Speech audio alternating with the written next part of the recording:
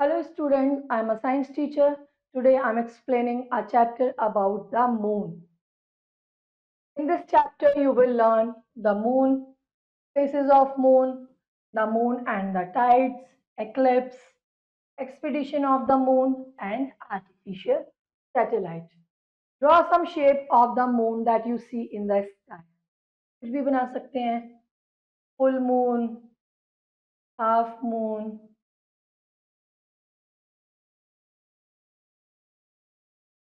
crescent moon, कोई भी shapes जो आप देखते हैं इन द स्काई आप यहाँ पे ड्रॉ कर सकते हैं। Moon, the moon is the only natural satellite of earth, natural satellite of earth है। Some planets like Jupiter, Saturn, Uranus, Neptune have more than one natural satellite. इन सबके पास एक से ज्यादा नेचुरल सैटेलाइट है, लेकिन हमारी अर्थ के पास एक ही है, वो मून है। The moon is a lifeless place, यहाँ पे जीवन संभव नहीं है। देयर इज नो एयर, यहाँ पे ना पानी है ना हवा है। The moon does not have its own light, इसकी अपनी रोशनी भी नहीं है। इस वो सूरज की रोशनी से चमकता है, रिफ्लेक्शन से। इसका जो डायमीटर है वो 3475 किलोमीटर और एक ही ऑर्बिट में ये घूमता रहता है, जिसको हम इलिप्टिकल बोलते हैं। Surface of the moon, the moon is a ball of grey rocks, grey और रेड रॉक से बना है और डस्ट से मिलकर बना है। It surface is made of mountain and plains, यहाँ पे माउंटेन्स भी हैं और प्लेन्स भी। It has saucer shape hole, saucer यानी थोड़ा सा अंदर की ओर जो घसा हुआ था ना, प्लेट की तरह, सॉसर की तरह होता है। scattered over the surface of moon, scattered है, इसकी जो जमीन है वो पथरीली टाइप है। दे आर कॉल्ड क्रैटर्स, इसे क्रैटर्स बोलते हैं। The craters according to scientist were formed when a rock from outer surface known as meteorites collide with the moon. The highest mountain on the moon is Libuti Mountain, which is 10,660 meter high. चांद पर जो सबसे ऊंची mountain है वो है लिब्यूटी mountain, जिसकी height है 10,660 मीटर। From the earth the large flat area upwards are dark patches while the highland as bright part. जो हमारा पैच एरिया है, जो फ्लैट एरिया है, वो डार्क दिखाई देता है और जो ऊंचा एरिया है वो ब्राइट दिखाई देता है। हम पृथ्वी से चांद को देखें तो due to the absence of atmosphere the surface of moon become extremely hot. जो चांद की सरफेस है वो बहुत ज्यादा हॉट है। कोल्ड ड्यूरिंग द नाइट, दिन के समय बहुत गर्म होती है, रात को ठंडी होती है। Moon has no atmosphere, no twilight and no sound. Moon पे ना तो एटमॉस्फेयर है, ना ट्यूबलाइट है और ना ही कोई साउंड है। ये है surface of moon. The hitting of the meteorites broke up the surface of moon, क्योंकि यहाँ पे मीटियोराइट्स टकराते रहते हैं, तो यहाँ की जो सरफेस है वो एक तरह से उबड़ खाबड़ है या पथरीली है। This caused lava present in the core of flow out from these craters. आप बोल सकते हैं ये जो खड्डे बने हुए हैं, क्रैटर्स बने हुए हैं, इनके अंदर एक तरह का लावा भी प्रेजेंट है। When this lava cool down, जब ये ठंडा हो जाता है तो इसकी सरफेस क्या हो जाती है, प्लेन हो जाती है। The study of the moon is called selenology. चांद की जो स्टडी है, पढ़ाई है, उसको हम क्या बोलते हैं, सेलेनोलॉजी। अब आते हैं हमारे फेजेस ऑफ मून, यानी चांद के अलग अलग आकार या उसके चेहरे। The moon has no light, इसके पास अपनी कोई रोशनी नहीं है। ये जो सनलाइट है उसके रिफ्रैक्शन से चमकता है। The appearance of moon as seen from earth changes, it revolve around the earth. और जो चांद का आकार है, जब हम पृथ्वी से उसे देखें तो वो रोज अपना आकार दिन ब दिन बदलता रहता है। This different shape are called phases of moon, और इस चांद के अलग अलग आकार को हम फेसेस ऑफ मून बोलते हैं। The lid portion of moon appear the change shape because the change of relative position of earth, the moon and the sun. और चांद की ये जो हमें फेसेस अलग अलग आकार दिखाई देते हैं वो इसके रोटेशन से ही हमें दिखाई देते हैं, क्योंकि ये रोटेट होता है।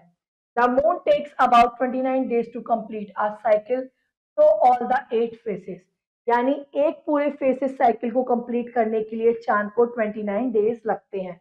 इसे हम लूनर बोलते हैं, lunar month. The moon takes about 27 days to complete one revolution, और एक रेवोल्यूशन कंप्लीट करने के लिए चांद को 27 दिन लगते हैं। इसे हम सीड्रल मंथ बोलते हैं।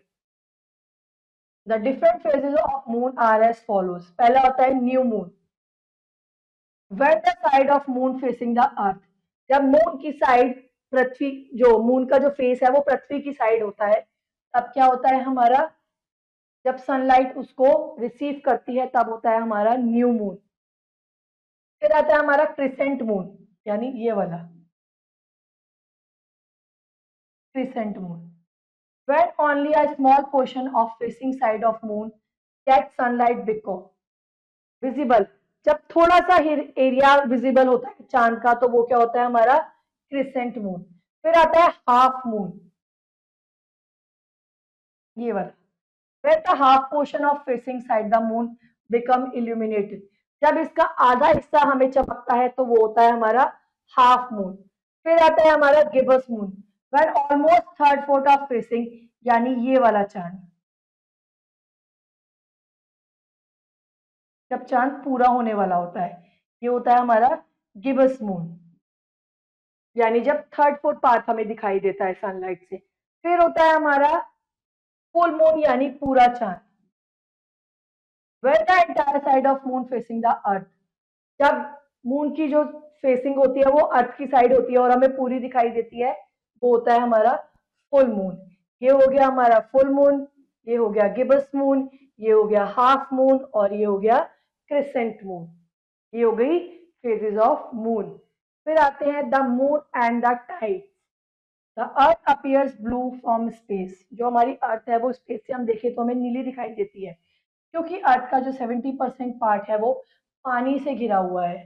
The every 12 hours so sea water rises and fall back, a period rise and fall of water is called tide, यानी जो समुद्र का पानी है वो हर घंटे लहरों से कभी बढ़ता है और कभी कम होता है, इनको हम टाइड बोलते हैं। The movement of ocean water, तो ओशियन वाटर की जो मूवमेंट होती है, जो लहरें उठती हैं, वो किससे उठती हैं, ग्रेविटेशनल पुल से या गुरुत्वाकर्षण से। Moon and sun by the spinning action of earth, और ये लहरें इसलिए उठती है, ग्रेविटेशनल पुल इसलिए होता है क्योंकि मून और जो सन है वो स्पिन करते हैं, घूमते हैं, जब वो घूमेंगे तो पानी हिलता है।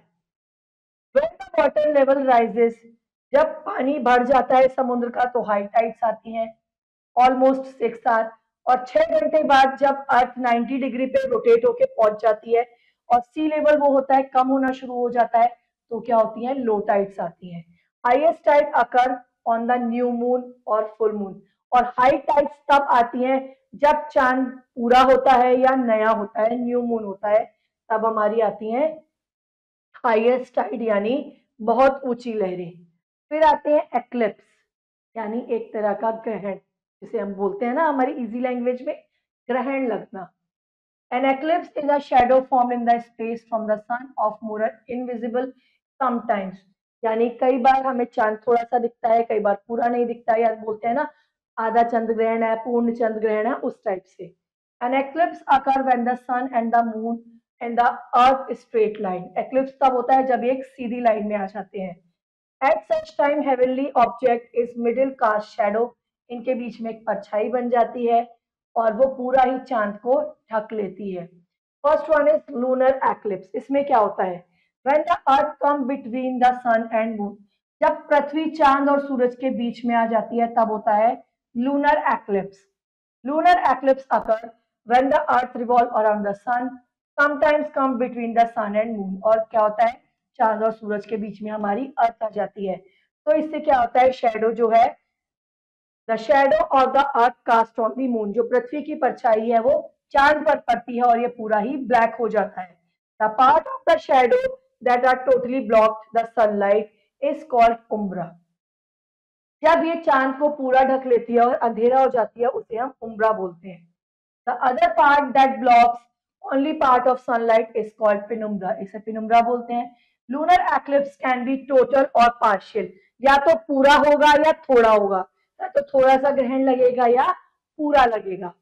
When moon is completely in the dark shadow of earth, it is called total lunar eclipse. जब पूरा ढक जाएगा तो हम उसे बोलेंगे टोटल लूनर एक्लिप्स, और थोड़ा सा ढकेगा तो उसे हम बोलेंगे पार्शियल लूनर एक्लिप्स। अब होता है सोलर एक्लिप्स, यानी वो सूर्य ग्रहण लगना, ठीक है। When the moon comes between sun and the earth, अब यहाँ पे क्या आ रहा है, पहले तो अर्थ बीच में आई थी, अब सोलर एक्लिप्स में जो है वो चांद बीच में आ जाएगा। Solar eclipse occur when the moon revolves around the earth. It sometimes come between sun and earth. The rays of sun cannot reach on the earth. जो सूरज की रोशनी है वो पृथ्वी पर नहीं पहुंच पाती, उसे ब्लॉक कर लेता है चांद. In other words, you can say that shadow of the moon cast on the earth. जो चांद की परछाई है वो हमारी पृथ्वी पर आती है, इसे हम बोलते हैं solar eclipse. When the sun is completely hidden by the moon, जब सूरज पूरा चांद से छुप जाता है तो उसे हम बोलते हैं टोटल सोलर एक्लिप्स. और जब थोड़ा सा छुपता है तो उसे बोलते हैं partial solar eclipse. Same as lunar, same as solar. इसमें लूनर एक्लिप्स में पृथ्वी बीच में आती है और सोलर एक्लिप्स में हमारा चांद बीच में आ जाता है. Expedition of the moon. Moon is the only celestial body on which human step on. यानी चांद एक ऐसी बॉडी है जिस पर ह्यूमन ने कदम रखा है. द अमेरिकन स्पेसक्राफ्ट अपोलो 11 जो लॉन्च हुआ था कैंडी स्पेस सेंटर से फ्लोरिडा में 16 जुलाई 1969 में, 3 अमेरिकन एस्ट्रोनॉट जो थे Neil Armstrong, Edwin Aldrin, Michael Collins, जिन्होंने चांद पर पहली बार कदम रखा था 21 जुलाई 1969 में. सबसे पहला कदम था नील आर्मस्ट्रॉन्ग का जिन्होंने चांद पर रखा था. Was the first step out, so he became first man step on the moon. Unfortunately, he is no more. वो नहीं है, वो मर चुके हैं.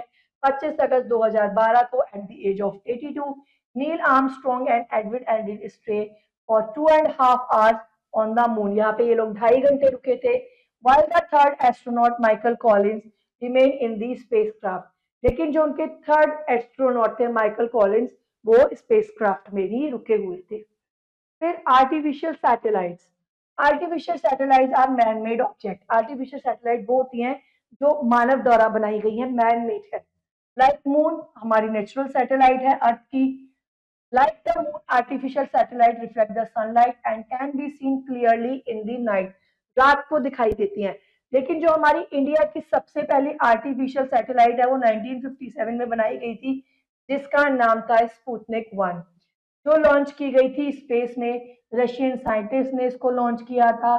Since than thousand of satellite, इसके बाद और काफी सारी सैटेलाइट स्पेस में छोड़ी गई. On 12 April 1961, major Yuri Gagarin of Russia became the first man in the world go to in the space. Valentina Tereshkova of Russia was the first woman go to space. ये first man थे और ये first women थी जो कहाँ गई थी space में 3 अप्रैल 1984 को. फिर है squadron leader Rajesh Sharma become India. और ये स्क्वाड्रन लीडर राजेश शर्मा जो है ये इंडिया के फर्स्ट थे जो स्पेस में गए थे. आर्यभट्ट लॉन्च की गई थी. ये आर्टिफिशियल सैटेलाइट का नाम है आर्यभट्ट, जो लॉन्च की गई थी 1975 में. Was the first Indian satellite. First Indian satellite थी Aryabhata. Bhaskara, Rohini, Apple, INSAT 1, INSAT B, INSAT 2C, ये सब क्या है बाद में जो अदर्स और सैटेलाइट जो है इंडिया के द्वारा बनाई गई और स्पेस में भेजी गई. ये है आर्यभट्ट सैटेलाइट, ये स्पुतनिक, ये भास्करा और ये कार्टोसैट. और ये सब क्या है, ये सैटेलाइट इस तरह की होती है. Uses of artificial satellite. A rocket is used to launch an artificial satellite into space. Initially, artificial satellites were designed for scientists reach and gave us valuable information about atmosphere surrounding on Earth. Satellite को इसलिए छोड़ा गया था space में ताकि वो ब्रह्मांड में जितनी भी एक्टिविटीज हो रही हैं उनको कैप्चर करके उसके जो मैसेज हैं हमारी पृथ्वी पर भेज सकें. कम्युनिकेशन सैटेलाइट जैसे telephone, television, electronic signal and different places on earth, ये सब क्या है हमारे कम्युनिकेशन सैटेलाइट. फिर है earth observing satellite, take a photograph of earth. Satellites में जो है स्पेस में जो हमारे ये जो सैटेलाइट छोड़े गए हैं ये वहां की पिक्चर्स क्लिक करते हैं और नीचे हमारे स्पेस सेंटर में इनकी पिक्चर्स को भेजा जाता है ऑब्जर्वेशन के लिए कि वहां पर क्या एक्टिविटीज हो रही है. They have to locate mineral deposit, fresh water supplies and new areas where food can be grown. They also help identify sources of pollution and its effect. मतलब हर तरह की चीजों में ये हमारी मदद करती हैं. फिर आता है नेविगेशन सैटेलाइट, जिससे दिशा का पता चलता है कि आप सही डायरेक्शन में हैं. Send messages from country to another from the land of an aircraft to ship. They determine the exact location and that people to travel. To remote places. ये हमें दिशा बनाने में या सही रास्ता बताने में मदद करती है, उसको हम नेविगेशन सैटेलाइट बोलते हैं। वेदर सैटेलाइट हेल्प, अब जो वेदर सैटेलाइट होती है वो हमें वेदर फोरकास्ट बताती है कि मौसम कैसा रहेगा, बादल होंगे, बारिश होगी। They have special infrared cameras take photograph, और वहां की सुंदर सुंदर फोटोग्राफ्स भी लेते हैं क्योंकि इंफ्रारेड एक कैमरा लगा होता है जो पिक्चर क्लिक करके हमें पिक्चर्स भी भेजता है। Now your chapter is completed. Now keywords: orbit, path around a star or planet, revolves, move in the circular orbit, astronaut, a person who trained to travel in spacecraft, satellite, any object moving around a planet in its orbit, meteoroids, pieces of rock from outer space that hits heavenly bodies, tides, periodic rise and fall of water in the sea. Now, quick recap. The moon is the only natural satellite of Earth. Artificial satellites are man-made objects that revolve around the Earth, just as the moon does. Moon has no atmosphere, no twilight, and no sound. The appearance of moon as seen from Earth changes as it revolves around the Earth. The moon takes around 29 days to complete a cycle through all 8 phases. An eclipse occurs when the sun, the moon, and the Earth come in a straight line. Now practice time. Click right to the correct option. Which of these is our closest neighbor in the space? Moon. Who was the first person to step in the moon? Neil Armstrong. When only a small portion of facing side of the moon gets sunlight and become visible to us, we call it crescent moon. Which of these India's first artificial satellite? Aryabhat. Tides are caused by a gravitational pull of the moon. A. Now question B, filling in the blanks. Tides occur about every dash hour or so. 12. A dash eclipse solar. Eclipse occur only on new moon day. A lunar eclipse occurs when the shadow of dash falls on dash. Earth. Shadow of the earth falls on the moon. A shadow is formed when the path of light is blocked by an opaque object. Dash was the first Indian satellite launched in 1975. Aryabhat.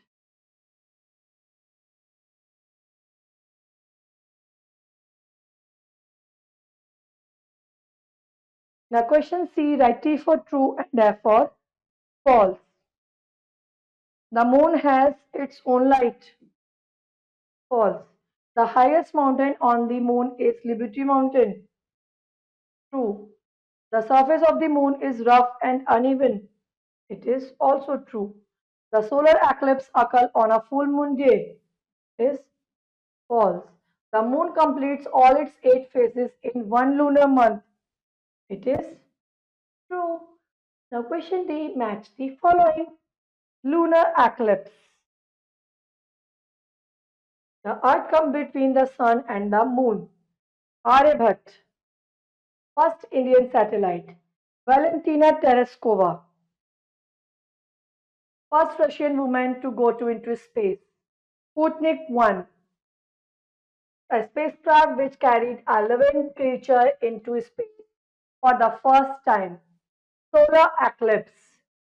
The moon comes between the sun and the earth. Now your chapter is completed. I hope you will understand this chapter. Now rest of the exercise, do yourself. See you in the next video. Till then, bye bye.